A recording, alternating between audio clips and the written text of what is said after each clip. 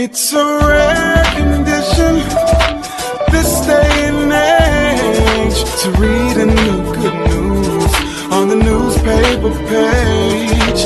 Love and tradition of the grand design. And some people say it's even harder to find. There must be some magic clue inside these gentle walls. All right, the breaking news this morning is this. Congressman Elijah Cummings from Baltimore has died at 68. He'd been in Congress since 1996, and he was the chair of the House Oversight Committee. Of course, that committee involved even today with the impeachment inquiry. There's personal, though, and then there's politics, and sometimes the two are separate. Want to bring in Jim Acosta, CNN Chief White House Correspondent, and Dana Bash, CNN Chief Political Correspondent. Elijah Cummings, Dana, the son of sharecroppers, in Congress since 1996 with friends, real friends on both sides of the aisle. Of course. Look, this is, there's so many emotions. There's the personal, but then there's the political. There is the reality of where we are right now.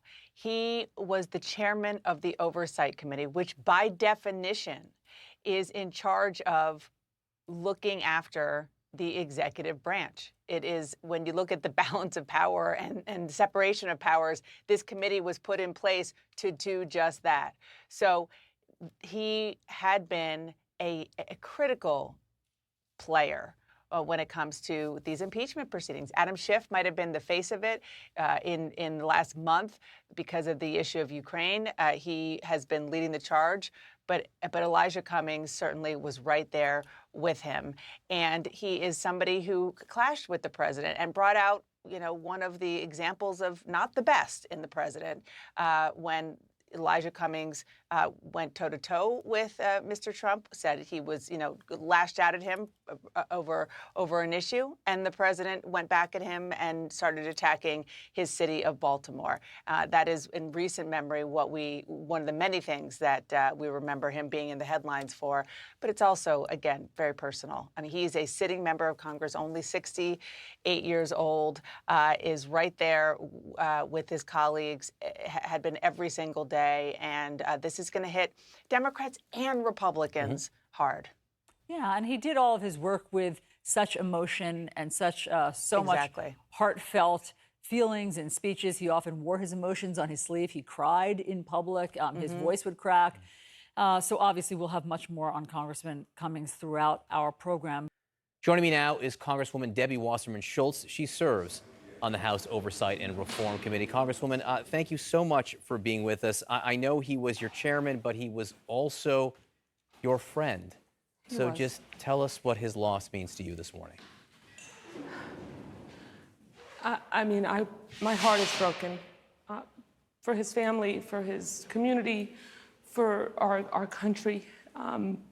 Elijah Cummings had unmatched integrity, wisdom.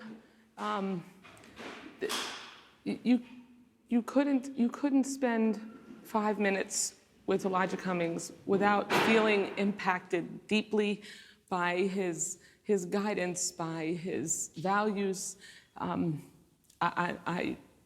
He was a mentor and someone who, in every situation, you would do the right thing, would put his community and the cause above everything else, including himself. And to have watched him struggle with the health problems he had and still lead the Oversight Committee and push to make sure that the Constitution and our nation's principles were upheld was a privilege that I don't know that I'll ever experience again. But I know that we'll walk in his shadow, in his shoes that will never be filled.